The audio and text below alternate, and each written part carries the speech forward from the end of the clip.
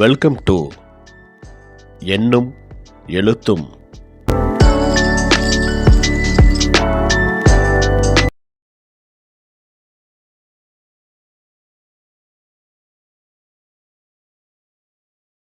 ஆசிரியர்கள், பெற்றோர்கள் அனைவருக்கும் வணக்கம்.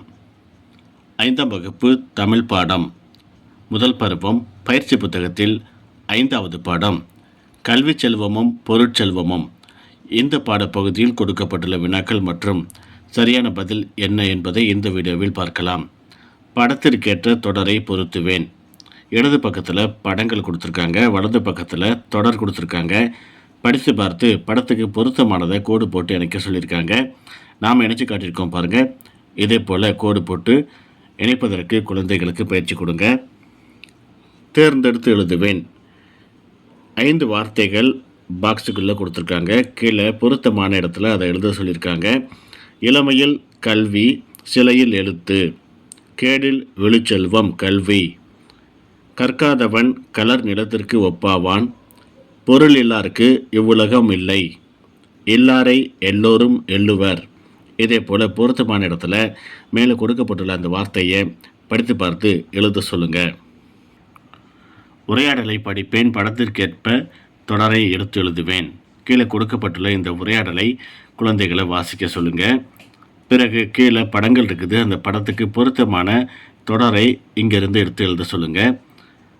தமிழாசிரியர்: மக்களிடம் அறியாமை இருளை நீக்கி அறிவு ஒளிபெற செய்வது கல்வி. கல்வி அறிவை நாம் இளமையிலேயே பெறுவதுதான் சிறந்த வழி. இளமையில் கல்வி, சிலையில் எழுத்து என்னும் முதுமொழியை நாம் மறந்துவிடக்கூடாது. மலர்விழி: ஐயா, கல்வியின் சிறப்பு புரிகிறது. ஆயினும் கல்வியோடு பொருளும் இருக்க வேண்டும் அல்லவா? தமிழாசிரியர்: ஆம், கல்வியும் பொருளும் ஒரு நாணயத்தின் இரு பக்கங்கள் எனலாம். பொருள் வெற்றி தரும், பெருமை தரும். அவை மட்டுமா, உயர்கல்வி பெறும் வாய்ப்பையும் தரும். இல்லாரை எல்லோரும் எள்ளுவர் என்று வள்ளுவர் கூறியதையும் நாம் அறிந்திருக்கிறோம். பொருள் உறுதியாக தேவை. ஆனால் நம்மை மேன்மைப்படுத்துவது கல்வி என்பதில் எல்லளவும் ஐயமில்லை. இந்த பகுதியை படித்து பார்த்த பிறகு கீழே பாருங்கள், படங்கள் இருக்குது. படத்துக்கு பொருத்தமான அந்த வாக்கியங்களை நம்ம எழுதியிருக்கிறோம் பாருங்கள். ஃபஸ்ட்டு இளமையில் கல்வி, சிலையில் எழுத்து. 2வது படத்துக்கு கல்வியும் பொருளும் ஒரு நாணயத்தின் இரு பக்கங்கள். 3வது படம் எல்லாரை எல்லோரும் எள்ளுவர். இதே போல் பொருத்தமான வாக்கியங்களை எழுத சொல்லுங்கள். அடுத்த பக்கம் படித்து பார்ப்பேன், சரியான தெரிவிற்கு வண்ணமிடுவேன் அப்படின்ட்டு கேட்டிருக்காங்க. இந்த பகுதியை முதல்ல குழந்தைகளை வாசிக்க சொல்லுங்கள். கீழே பாருங்கள், அடுத்தது கேள்விகள் இருக்குது.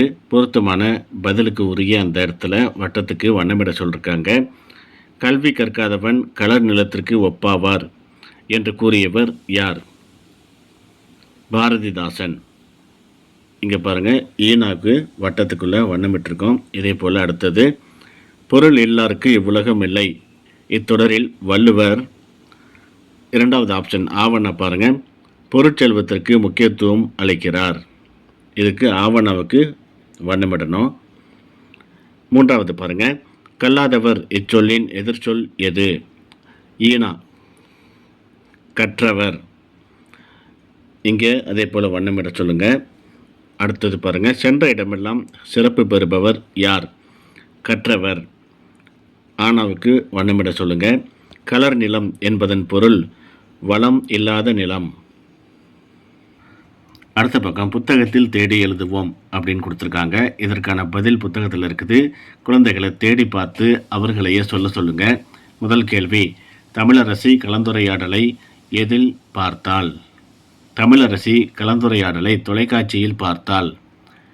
கல்வியின் சிறப்பை பற்றி பேசியது யார்? கல்வியின் சிறப்பை பற்றி பேசியது மலர்விழி.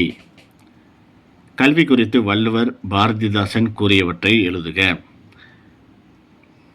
கல்வி கற்காதவன் கலர் நிலத்திற்கு ஒப்பாவான் என்று பாரதிதாசனும், கேடில் விழுச்செல்வம் கல்வி என்று வள்ளுவரும் கூறியிருக்கிறார்கள்.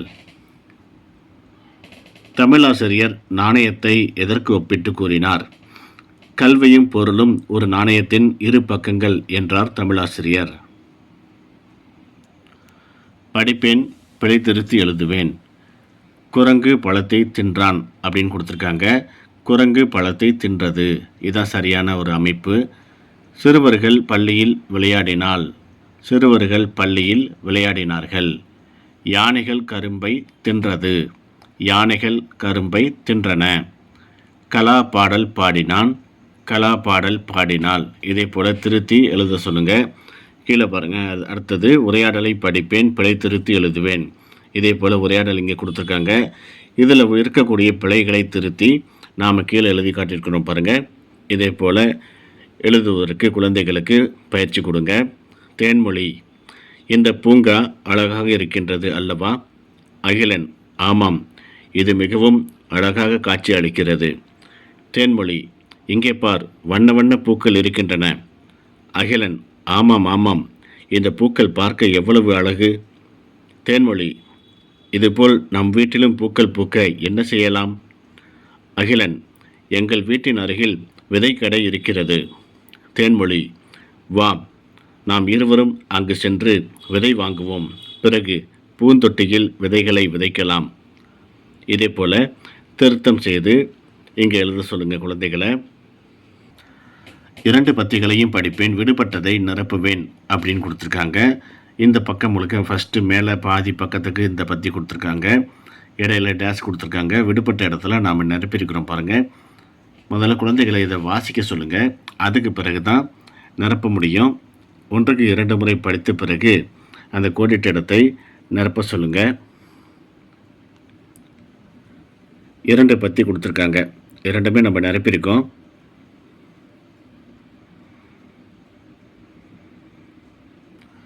அடுத்த பக்கத்தில் படிப்பேன், மின்னுவேன். வாசித்தல் பயிற்சிக்காக இந்த பகுதி கொடுத்துருக்காங்க. இங்கே கொடுக்கப்பட்டுள்ள சின்ன சின்ன வார்த்தைகளை குழந்தைகளை படிக்க சொல்லுங்கள். அட்டவணையை படிப்பேன், விடை எழுதுவேன். இந்த அட்டவணையில் இருக்கக்கூடிய வார்த்தைகளை படிக்க சொல்லுங்கள். கீழே பாருங்கள், 2 அட்டவணை கொடுத்துருக்காங்க பாருங்கள். உயிரற்றவை, தாவரங்களில் இருந்து கிடைப்பவை. உயிரற்றவை மேடை, ஓசை, வடை, விடை, மாலை, வீணை, நகை, கூடை, மழை, இசை, வைரம், சைகை. அடுத்து தாவரங்களில் இருந்து கிடைப்பவை விதை, தென்னை, இலை, எலுமிச்சை, முருங்கை, வெற்றிலை, கற்றாழை, வாழைத்தார், குடைமிளகாய். இதே போல் எழுதணும். இந்த வார்த்தைகள் எல்லாமே மேலே இந்த கட்டத்துக்குள்ளே இருக்குது. இதிலிருந்து கண்டுபிடித்து குழந்தைகளை கீழே இங்கே எழுத சொல்லுங்கள். அடுத்த பக்கம் படிப்பேன், மகிழ்வேன் அப்படின்ட்டு இங்கே பாருங்கள் 4 கட்டங்கள் இருக்குது. முதல்ல உள்ளதை நான் படித்து காட்டுறேன் பாருங்கள். பை, மஞ்சள் பை, துணியாலான மஞ்சள் பை, ஆதிரையின் துணியாலான மஞ்சள் பை. இதே போல் படிக்கணும். இது படித்தல் பயிற்சிக்காக 4 கட்டங்கள் கொடுத்துருக்காங்க. ஒவ்வொரு கட்டத்தில் உள்ளதையும் இதே போல் குழந்தைகளை படிக்க சொல்லுங்கள். படிப்பேன், சிறகடிப்பேன். அட அழகிய கனவு. இந்த பகுதியை, இந்த பாடலை குழந்தைகளை படிக்க சொல்லுங்கள். அடுத்த பக்கம் விரைவாக படிப்பேன், படித்த நேரத்தை குறிப்பேன். கீழே கொடுக்கப்பட்டுள்ள இந்த வார்த்தைகளை குழந்தைகளை 4 முறை படிக்க சொல்லுங்கள். ஒவ்வொரு முறையும் அவங்க படிப்பதற்கு எடுத்துக்கொண்ட கால நேரத்தை கீழே கொடுக்கப்பட்டுள்ள இந்த இடத்துல குறிக்க சொல்லுங்கள். அதே போல் அடுத்து விரைவாக படிப்பேன், படித்த நேரத்தை குறிப்பேன். இந்த பகுதியை படிக்க சொல்லுங்கள். 4 முறை படித்த பிறகு ஒவ்வொரு முறையும் அவங்க எவ்வளோ நேரத்தில் படித்து முடிக்கிறாங்க அப்படிங்கிறத கீழே குறிக்க சொல்லுங்கள்.